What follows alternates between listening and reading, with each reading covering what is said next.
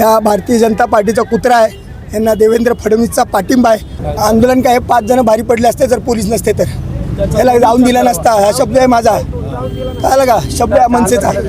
भाईंदर पूर्वेच्या auto rickshaw युनियनच्या पदाधिकाऱ्यांसोबत आयोजित बैठकीदरम्यान आज वातावरण तणावपूर्ण झाले।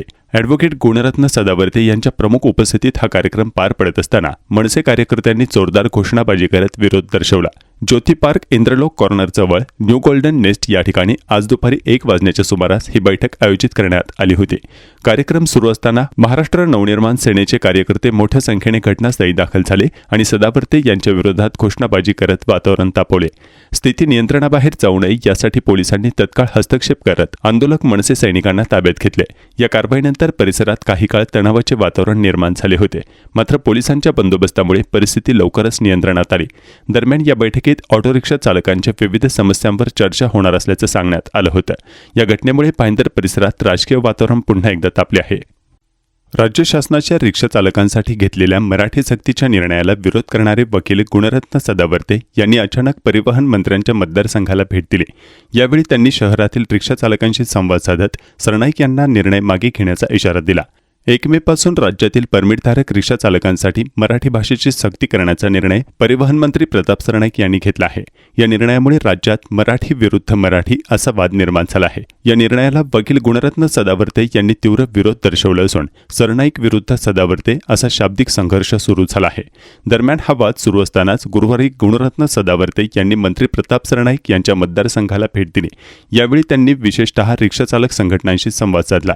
सरनाईक यांनी घेतलेला निर्णय बेकायदेशीर असल्याचा आरोप करत त्यांनी तो 28 तारखेपर्यंत मागे घ्यावा, अन्यथा मोठे आंदोलन छेडण्यात येईल असा इशाराही दिला। यावेळी शहरातील काही रिक्षा चालक सदावर्ते यांच्यासोबत उपस्थित होते। मीरा भाईंदर शहरातील रिक्षा चालकांची भेट घेण्यापूर्वी सदावर्ते यांनी भाजप कार्यालयात जाऊन आमदार नरेंद्र मेहता यांची भेट घेतली।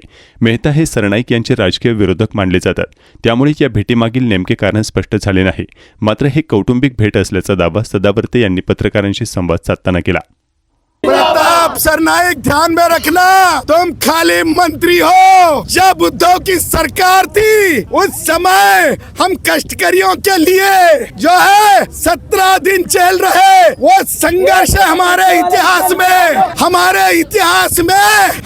इतिहास में टेंडर वाला संघर्ष और टेंडर वाली आजादी नहीं। हमारे इतिहास में आजादी जो है लड़ना है, संविधान से लड़ना है, प्रभु श्री राम के विचारों से लड़ना है, दत्तोपंत ठेंगड़ी के विचारों से लड़ना है। 4 तारीख यानी 28 तारीख तक डिसीजन लेने का कानून में तो प्रावधान ही नहीं है, फिर भी कानून की मालूमात है तो मालूमात लेने का और 28 तारीख को बोलने का कि किसी को भाषा के नाम पे प्रताड़ित नहीं किया जाए, ये ध्यान में रखने नहीं तो ये शक्ति तुम्हें तुम्हारे वो मुकाम तक पहुंचाएगी। तुम कहते हो ना मैं रिक्शा वाला था, बुर्जी वाला था, फिर से ये बोलना पड़ेगा मैं रिक्शा वाला हूँ और बुर्जी वाला हूँ।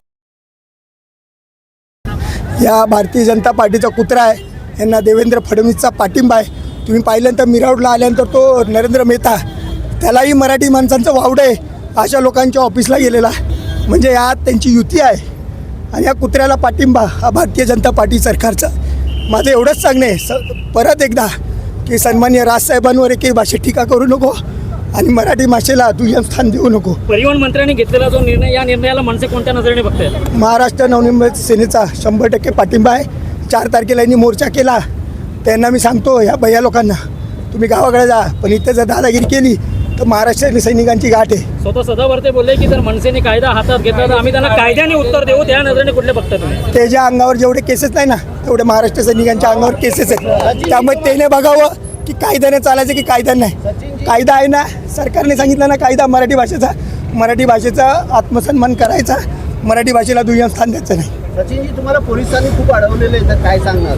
काय भारतीय जनता पार्टीचं सरकार आहे ना, हे गृह विभाग पण त्या देवेंद्र फडणवीसकडेच आहे, त्यामुळे हे कसं आहे ते तिकडून आम्हाला शिवीगाळ करायचा प्रयत्न करत होते, पण त्यांना दाखवलं महाराष्ट्र सैनिक 5 महाराष्ट्र सैनिक होते, या 5 महाराष्ट्र सैनिकांनी दाखवलं त्याला की काही। एका ठिकाणी सरकार सांगते महाराष्ट्र गौरव दिनानिमित्त महाराष्ट्राला गीत देतात आणि महाराष्ट्रामध्ये मराठी बोलणाऱ्यांची गलचेपी केली जाते, हे दुटप्पी भूमिका नाही वाटत तुम्हाला? नरेंद्र मोदी साहेबांनी अभिजात दर्जा दिला मराठी भाषेला आणि यांचे सरकारमधले आहे ना तो महाराष्ट्राचा बोध आहे।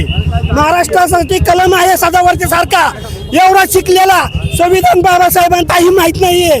महाराष्ट्राचा अपमान वारंवार सदावरती करतो.